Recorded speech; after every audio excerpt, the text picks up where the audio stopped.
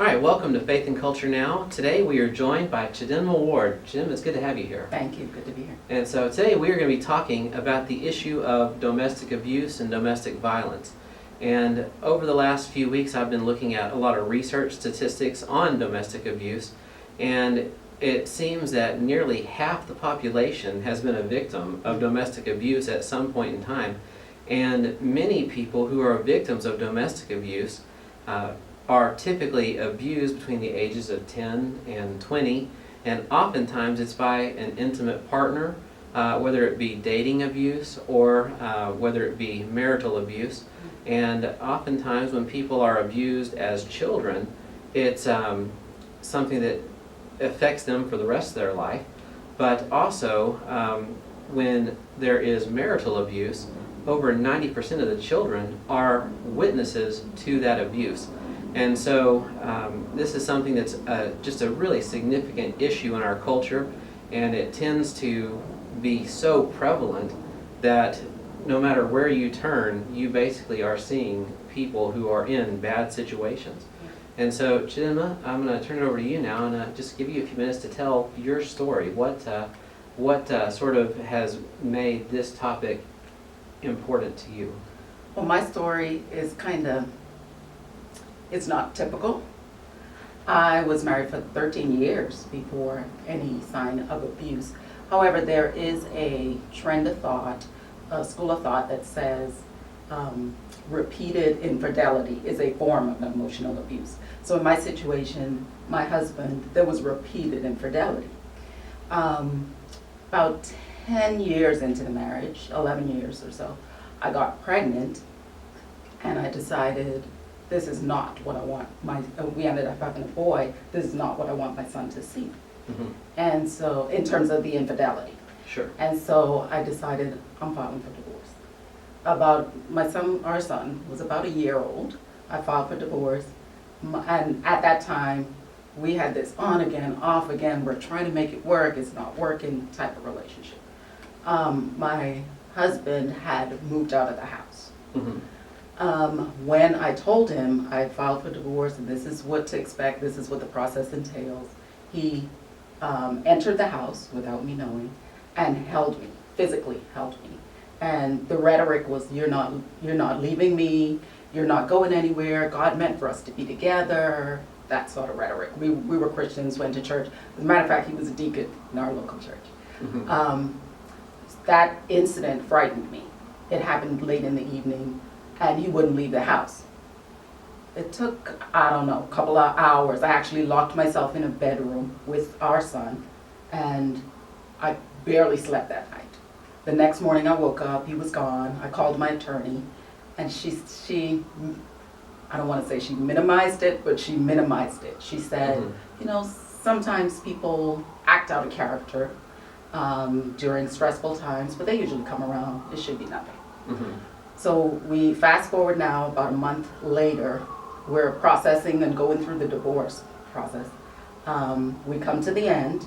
We fought over who's going to get what and all that stuff, and we're just waiting for the judge to sign the papers. We're done.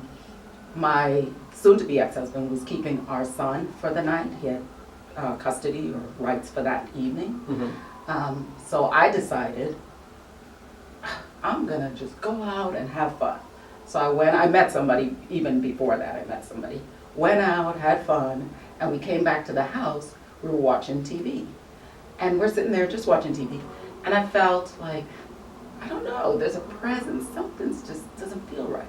So I got up, we had a store. I lived in a two-story at the time. Mm-hmm. I got up and I looked over the banister like, I don't know, something just doesn't feel right. And I turned, and my ex-husband, or soon-to-be ex-husband, was standing there with a loaded gun in one hand, a machete in the next. He's dripping sweat, and he's just charging towards us. He's cursing, he's breaking stuff. Mm-hmm. At one point, he grabbed me by the throat and strangled me, pushed me up against walls. It was absolutely awful. Yeah. So that happened for about 2 hours. Mm-hmm. And finally the police were able to come, they took him, and then of course it took a year, but we had to go through the whole trial and that sort of stuff. So Yeah. that's my background, and really my first introduction to domestic violence. Yeah. And you've mentioned several things that I want to sort of hit on real quick. First, you guys were both members of the church. Yeah. And I think sometimes we get this idea that, in the church, that kind of stuff doesn't happen.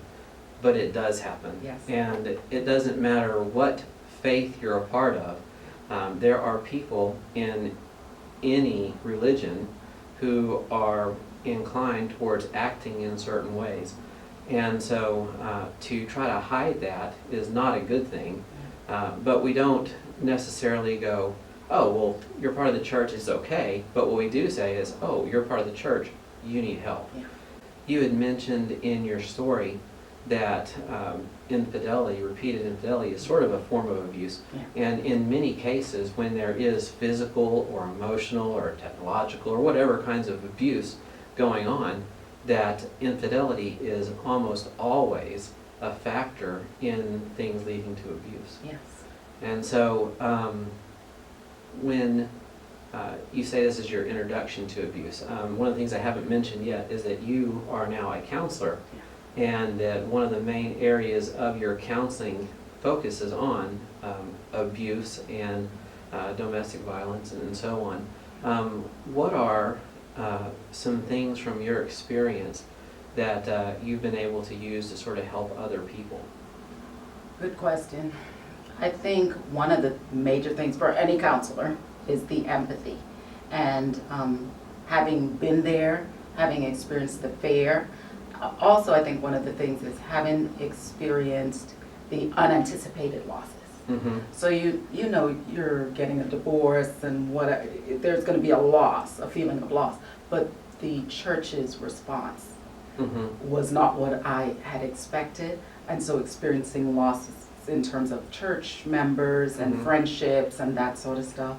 I also think being able to engage with other people who are going through it, in a sense, heals me, because being able to give back. Sure. Yeah. Another thing you said was that when you first called your lawyer, they sort of minimized. And I think in a lot of cases of abuse, victims do tend to be not really shamed. I mean, they do. There is a lot of victim shaming, but they tend to be sort of written off, like, "Yeah, you're blowing this out of proportion. I don't know if this is really what you say it is." What would you say to that? One of the things I would tell victims is to trust their instinct, and that's actually very researched. So there are things that, in terms of the research, that they say, like, if this happens, you need to be concerned. If this happens, and at the top of that list is to trust your instinct. If you instinctually feel like something's not right, or I'm not comfortable in this situation, trust how you feel. Mm-hmm. And most of the time, when people do report abuse, it's accurate, it's legitimate. Yeah. By far, more often than not, the person has literally had this traumatic experience.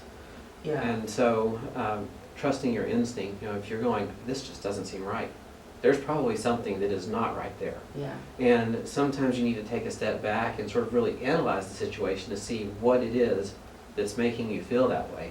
Yeah. It may not be glaringly obvious, but anytime you're in a situation where you think, I'm not being treated with dignity, with respect, or whatever else, there probably is something to that. Yes. And also, one of the things that I would say to, not to the victim, but to people who the victim communicates to. Typically, and this statistic, I'm not 100% sure where I got it from, but typically a victim leaves 7 times before leaving for good. Mm-hmm. And so understanding that, knowing that, and then thinking behind that represents either fear or an inability to financially protect yourself and your kids, or there's lots of things that go on behind it. And so I think that's important for people to know too, so that when the victim finally has the courage to say, okay, this is going on, I need some help, and then someone closes that door or says, it's not that hard, go back, or that sort of rhetoric really breaks down a victim. Yeah, sure.